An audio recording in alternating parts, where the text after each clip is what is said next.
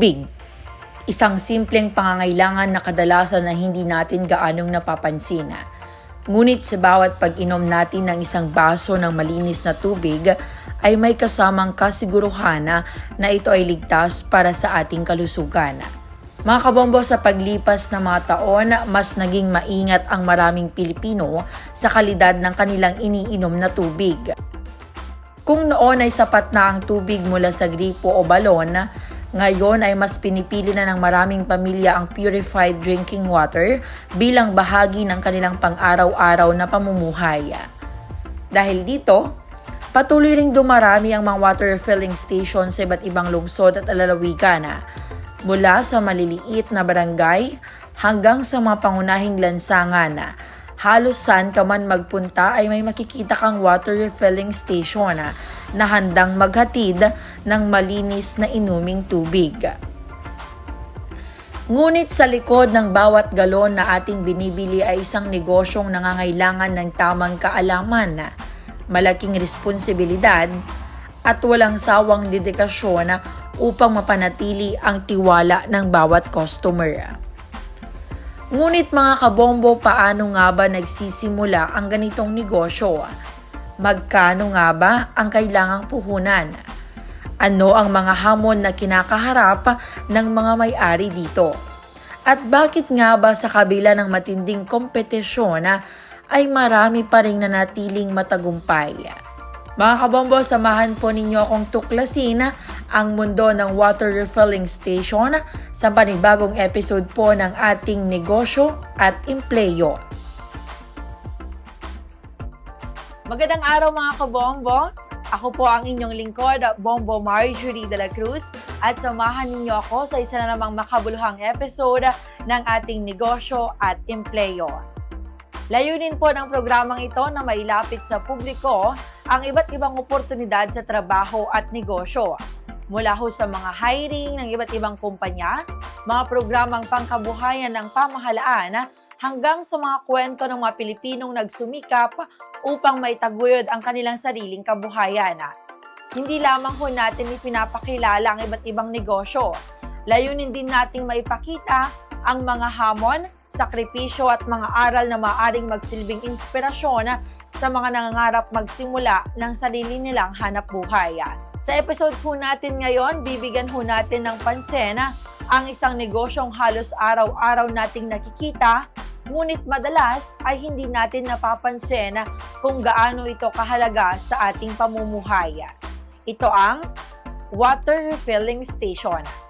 Hindi maikakaila na ang tubig ay isa sa pinakamahalagang pangangailangan ng tao. Maaari tayong mabuhay ng ilang araw ng walang pagkain, ngunit hindi natin kayang magtagal kung walang maiinom na malinis na tubig.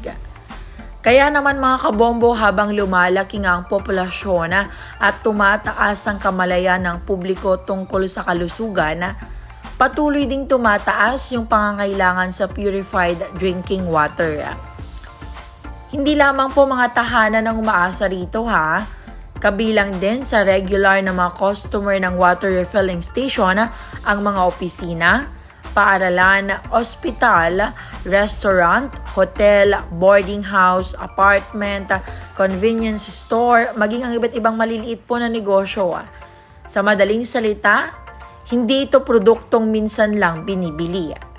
Isa itong pangunahing pangangailangan na paulit-ulit na binabalikan ng mga customer. Subalit sa kabila ng magandang oportunidad, hindi nangangahulugan na madali ang negosyong ito.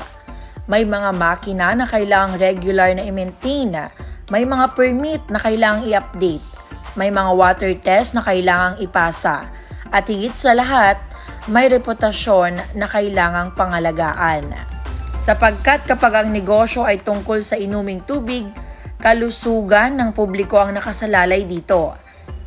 Kaya naman mga kabombo, isang maliit na pagkakamali lamang ay maaaring makaapekto na ito sa tiwala ng mga customer. Kaya naman ang pagpapatakbo ng water refilling station ay hindi lamang simpleng pagbebenta ng tubig. Isa itong responsibilidad.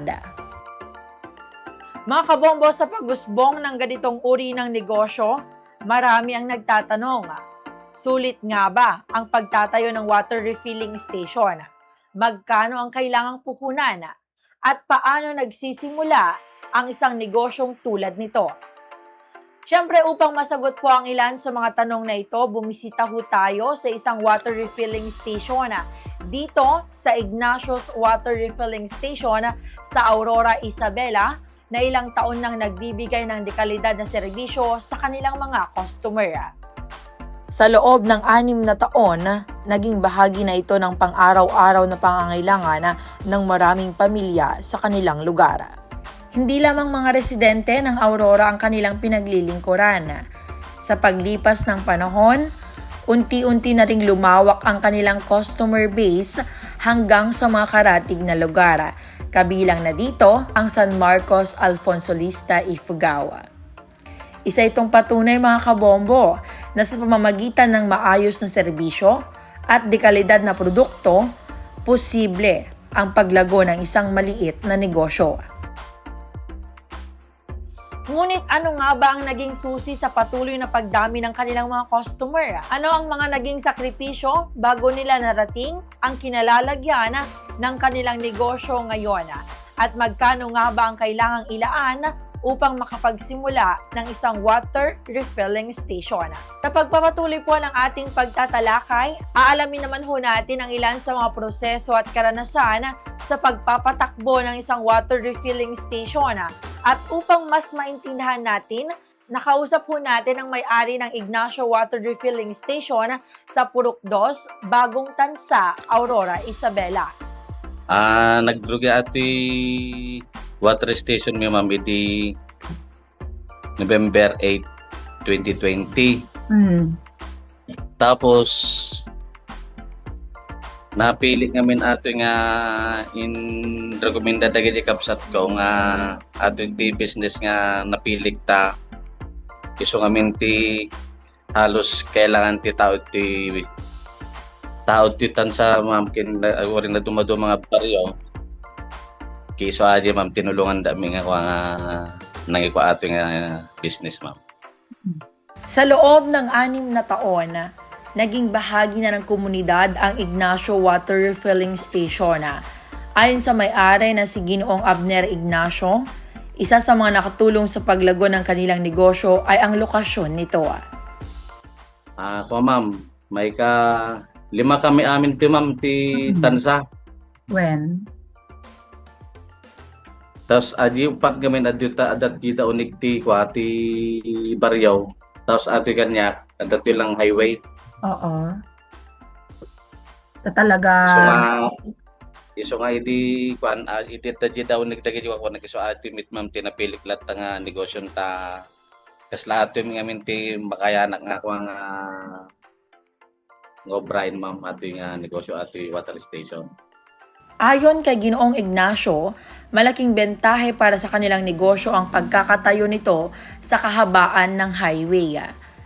Dahil madaling makita ng mga dumaraan at accessible para sa mga customer, mas naging madali para sa kanilang pagpapakilala ng kanilang serbisyo sa publiko. Bukod sa mga residente ng kanilang lugar, umaabot na rin ang kanilang mga customer hanggang sa mga kalapit na komunidad. Sa negosyo, mahalagang salik ang lokasyon. Kapag madaling puntahan at makita ng mga tao ang isang establishmento, mas malaki ang posibilidad na ito ay mapansin at subukan ng mga potensyal na customer. Ngunit mga kabombo, hindi rin naging madali ang pagsisimula ng kanilang negosyo. Tulad ng maraming negosyante, dumaan din sila sa yugto ng paghahanap ng sapat na kapital upang maisakatuparan ang kanilang plano. Ayon kay Ginoong Ignacio, umabot sa humigit kumulang 600,000 piso ang kanilang naging puhunan upang maipatayo at mapatakbo ang kanilang water filling station. Manong mitikwan sir pinagrogrogyan ng mga puhunan idi agsimsimula ka pa ilang ita? Ma'am, nagkambakambas kami tikwa. Ti ajing agkusti ma'am ginstall tikwa. Di water station. Tapos iti nakakambas kami di so adi tinulungan dami dagiti kapsat kun ma'am nga mangi ko atoy so adi na ipatagdar ato ma'am nga mga negosyo. Apay ta nagado nga negosyo sir ti pwede nga itayom apay ta water refilling station. Kuamin ma'am nagkuha kami ti agiti YouTube nga kuha. Tada mo business ma'am kit ato ti kas imbagada nga no baguhan ka at gusto mong magpatayo ng negosyo ay tama ma'am ati water station team bagada nga so nga ato mit tinapili din ma'am tao lang ti oy adi ma'am adi rota kasi ay kinati paliti sa ato nga kami nga water station. Ma'am ngamin dili nay ko atin. Jadi na panunod ko atin ma'am in kasling ko adi nag-installing.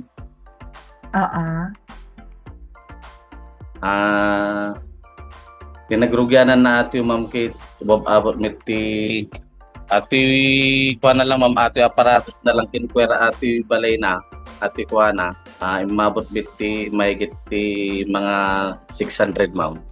600,000 amin sir. Yun ma'am.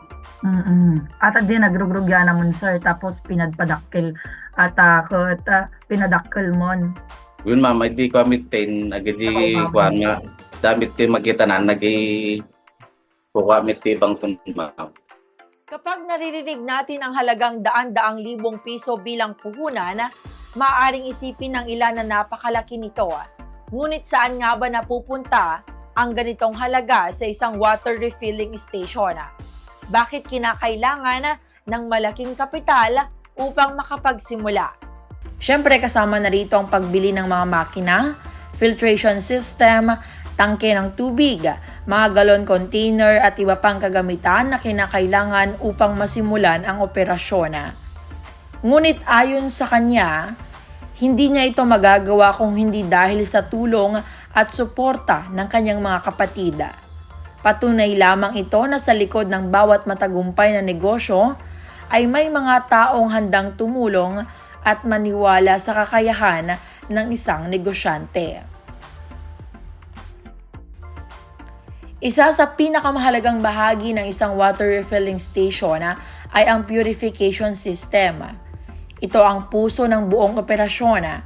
Kung wala ito, hindi masisiguro ang kalidad at kaligtasan ng tubig na iniinom ng mga customer. Karaniwan din mga kabombo, dumaraan muna ang tubig sa iba't ibang filtration process upang maalis ang mga dumi, sediments at iba pang impurities. May mga filter na nagsasala ng maliliit na particles. May activated carbon filter na tumutulong upang mabawasan ang amoy at hindi ka nais-nais na lasa ng tubig. Mayroon ding ultraviolet sterilization o UV treatment na tumutulong upang mabawasan ang posibilidad ng pagkakaroon ng mga microorganism. Sa ibang water refilling station naman, gumagamit din sila ng ozone treatment bilang bahagi ng kanilang proseso upang makatulong sa pagpapanatili ng kalidad ng tubig. Bukod sa mga makina, mahalaga rin ang regular na maintenance. Hindi sapat na makabili lamang ng mga kagamitan. Kinakailangan din ang regular na paglilinis, pagpapalit ng filters at pagsunod sa mga itinakdang standards upang mapanatiling maayos ang operasyon. Sa katunayan, isa ito sa mga pinakamahalagang responsibilidad ng isang water refilling station owner. Sapagkat kapag napabayaan ang maintenance, maaaring maapektuhan hindi lamang ang kalidad ng tubig, kundi maging ang reputasyon ng negosyo. At sa ganitong industriya, napakahalaga ng tiwala ng customer. Kapag nakuha mo na ang kanilang tiwala, patuloy silang babalik at babalik sa iyo. Ngunit kapag ito ay nasira, syempre, mahirap na itong maibalik ka. Mga kabombo, bukod din naman sa kalidad ng tubig, mahalaga rin yung kalinisan ng mga galon container. Bago muling mapuno, dumaraan muna ang bawat galon sa masusing paglilinis at sanitization process. Ito ay upang matiyak na walang kontaminasyon at ligtas itong gamitin ng susunod na customer. Sa unang tingin ay tila simpleng proseso lamang ito. Ngunit para sa mga may-ari ng water refilling station, mahalagang bahagi ito ng kanilang pang-araw-araw na operasyon. Sa likod po ng bawat galon ng purified water ay hindi lamang makina at kagamitan ng nagtatrabaho. Nariyan din ang oras, pagod at dedikasyon ng mga taong araw-araw na nagsisikap upang matiyak na ligtas at dekalidad ang produktong kanilang naihahatid sa mga customer. Ngunit bukod sa puhunan at operasyon, ano naman kaya ang mga hamon na kinakaharap ng isang water refilling station?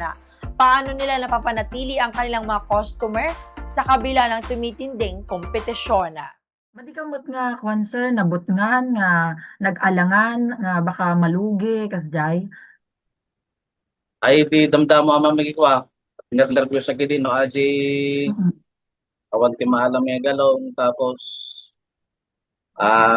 noon nga sumrik dagi kadto kidi nga awan nagrota. Kasla makakukuha pa din ma'am makabigbigay pa din ta aji nga baka mabangkrap nga kwa. Ngim idi makuha mitin nga kwa nga aping ipalubos ko nga malugi ko nakmadiso nga idinuan nga sumrik dagi kadto akon ma'am saklat ta ti kwanti agrotan tapos aji baraw ken nagidi ka nakakmitin iso damin no kati ag-deliverain. Kami di damdamo ma'am kas lamabayin da nga grota-rota kami nagidi bingid taw. Iso nga kuna may tao mabalin so kapilitan nga sa latan nga na aji nga nawakmitlit na sana mitlitan ma'am nga mang patuloy ato nga na ID na kwamitin na kasla determinado ang mangituloy ni so aji ma'am na kaya natataas kasi na po kay might meet ti kwa na ma'am ti outcome na ito yung pamilya water station. So 6 sir na, 6 years ata negosyo mo. Win ma'am. Mga kabombo, habang lumalaki ang demand sa purified drinking water, dumarami rin ang mga negosyong nag-aalok ng kaparehong serbisyo. Kaya naman, ang tanong ng marami, paano nga ba nanatiling matatag ang isang water refilling station sa gitna ng matinding kompetisyon? Sa kasalukuyan kasi, hindi na mabilang ang mga water refilling station sa iba't ibang bayan at lungsod. Sa isang barangay pa lamang, maaari nang may 2, 3 o higit pang nag-aalok ng purified drinking water. Dahil dito, hindi na sapat ang basta makapagbenta lamang ng tubig. Mahalaga na mapanatili ang kalidad ng produkto, maayos ang pakikitungo sa mga customer at higit sa lahat, maasahan ang serbisyong ibinibigay. Sa ganitong negosyo, mabilis kumalat ang magandang feedback, ngunit ganoon din kabilis ang negatibong karanasan ng isang customer.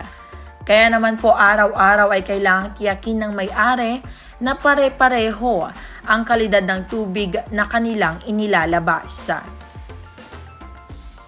Sa negosyo kasi ng water refilling station, malaking bahagi na po ng tagumpay ang tinatawag na repeat customers. Dahil ang tubig ay pangunahing pangangailangan. Paulit-ulit po itong binibili ng mga pamilya, opisina at iba't ibang establishmento. Kaya naman para sa mga may-ari ng ganitong negosyo, hindi lamang bagong customer ang mahalaga. Mas mahalagang mampanatili ang mga dati nang nagtitiwala sa kanilang produkto. Isa ito sa mga dahilan kung bakit maraming water refilling station ang nagbibigay ng maayos na customer service, mabilis na delivery at maagap na pagtugon sa mga pangangailangan ng kanilang mga kliyente. Malaking bahagi rin ng operasyon ng water refilling station ang delivery service. Sa halip kasi ng customer pa ang pumunta sa tindahan, sila na mismo ang naghahatid ng purified sa mga bahay, opisina at negosyo. Ngunit hindi lamang kompetisyon ang hamon sa ganitong uri ng negosyo mga kabombo. Kasama rin dito ang patuloy na pagtaas ng presyo ng kuryente. Isa ang water refilling station sa mga negosyong gumagamit ng iba't ibang makina sa buong maghapon. Mula sa water pumps, filtration system, sterilization equipment, hanggang sa sealing machine, halos tuloy-tuloy ang konsumo ng kuryente. Bukod pa rito, ang regular na pagpapalit ng mga fixer, maintenance ng mga makina, at iba't ibang gastusin upang mapanatiling maayos ang operasyon. Kaya naman, mahalaga ang tamang pagbabudget upang matiyak na patuloy na kikita ang iyong negosyo. Sir, adamot ti kwan, adamot ti empleyadong ita sir nga agrotruta aside iji barom. Ado amam ti naging kadwa kiday at ti duwa ngim ay di duduman nag-asawa damit tayo. Mm. Tapos ay di duduma nag-adati sa bali nga siyempre nagubranda man mga siyempre baka kitain damit diyan dami nga di nang ato nga Sahod. pagkuanda Mm. pagsahod ng data tata mamtig da matata siya kinadi adati kadwa nga may sakit na di kana di may sama mga kuang kadwa kiti nga damat ti water station man. Gaano kalawak ti supsuplayan yung nga danuming sir hanggang anong nga lugar kayo makaaboten? Ako ma'am ti Barangay Ilocos ta asidikta sa Marcos, Marcos. Mm. Barangay Apiat, Mm. Makatal, San Andres, ay San Ramon, Mm. tapos iti Tansa, tapos adopin ko ma'am tiwa di gaputi bantay nga agatagdag city galon kanyami ta highway lang aro ti ay mi ma'am. Mm. Aji mo ti pagmayatan na ta highway lang na sir nabiit nga makita at water refilling station nyo. Win ma'am. Mm. Kasanumit nga kwan sir, adamot iti times, adamot ba ti pagkakataon nga feeling mo kot kahit mo isarding ata water refilling station mo na Di damdamo amam yung tatata kasla medyo nasana mitin kay kasla kahit kun ato lata namam nga kuan nga imintin lata nga kuan nga gana siguro paglakay ato nga kuan nga business count. talagamit nga kaya na i-provide dagdi kailangan nyo na sir. Ay win ma'am ta kaya namin nga kuan dagi di mabayadan dagi di sale Mm. kung di ka dadanom kinadapay miti pasang kabasit nga may bangkong may ma'am kinadala tamin no kadyo makalam mi nga paggastusan mi. Adamot ti panawon nga kwan sir anatan sla pinagdaanam ita water refilling station mo nga narigat adi kunam ket isardingkon kasi jay awan mo or idi damdam mo lang. Idi damdamo lang ron ma'am yung tatamitin kay kasla may mi nga ro din ma'am tagal lalo kay gimina pa imiti Mm. bayad ti kuan so nga kasla na nayon mit pa sila ma'am ti income na iso nga anos latta na ma'am tag agbantay ti ta ore sa sagay sa makoror nung latta ma'am gana malim nga kwa adaw may Tata sir mano ti paspasweldoam ita talo dua. kwa ma'am duwa Dua. Mm. aji mi mana ko pindiking no ka aji anak ko nga kwa kami no kalatan no kwa ma'am no aji makatulong-tulong dai kami no ka aji katapusan mga kasla kwartada lata. Mm. Para kay Ginoong Abner Ignacio, ang pagtatayo ng kanilang water refilling station ay hindi naging madali. Kinailangan nilang maglaan ng malaking puhunan upang mabili ang mga kinakailangang kagamitan at maihanda ang kanilang operasyon. Ngunit sa tulong ng kanyang mga kapatid at sa kanilang sama-samang pagsisikap, unti-unti nilang naitayo ang negosyo ngayon ay pinagkakatiwalaan na ng maraming customer. Isa itong paalala na sa bawat tagumpay ay may mga taong naging bahagi ng ating paglalakbay. At kung minsan, ang pinakamahalagang kapital ay hindi lamang pera, kundi ang suporta ng pamilya at ang paniniwalang kaya mong maabot ang iyong pangarap. Ati may pangunak lang ako nga may bagak lang nga gidi Mm. pada nga nagnegosyo ti kwa ti water station kit talaga ti damdamo ma'am talaga ti damdamo talaga kasla agkwa ka pelang may agdang ka pelang may dagiti narigat nga akwa. Tapos ingganan tulat ta di masurusuro mitlitan nga kwan ma'am nga palagwin ata kwan ata negosyo. Para naman po sa mga kabomboho natin na nagnanais pasukin ang ganitong uri ng negosyo na tulad kay Ginoong Abner Ignacio, mahalagang tandaan po natin na ang tagumpay ay hindi nangyayari sa loob lamang ng isang araw. Magsisimula sa tamang pag-aaral, alamin ang pangangailangan ng inyong komunidad, pumili ng magandang lokasyon at siguraduhing sumusunod sa mga pamantayan ng mga kinauukulang ahensya. At wag na wag po natin isakripisyo yung kalidad ng produkto kapalit ng mas malaking kita. Sapagkat sa negosyong may kinalaman sa kalusugan ng tao, ang tiwala ng customer ang pinakamahalagang puhunan. Sa paglipas ng panahon, maaaring magbago ang teknolohiya, maaaring dumarami ang kakumpetensya, maaaring tumaas din ang gastusin sa operasyon, ngunit ang iisang negosyong pinatatakbo ng maintegridad, malasakit sa customer at dedikasyon sa kalidad ay may mas malaking pagkakataon na manatiling matatag. At marahil, ito po ang isa sa pinakamahalagang aral na maibabahagi ng kwento ng Ignacio Water Refilling Station.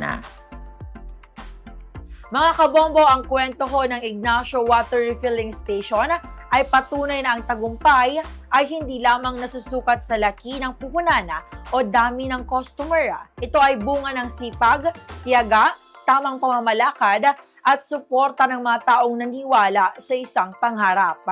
Sa likod po ng bawat galon ng malinis na tubig ay ang dedikasyon ng mga taong araw-araw na nagsisikap upang makapagbigay ng dekalidad na serbisyo sa kanilang komunidad.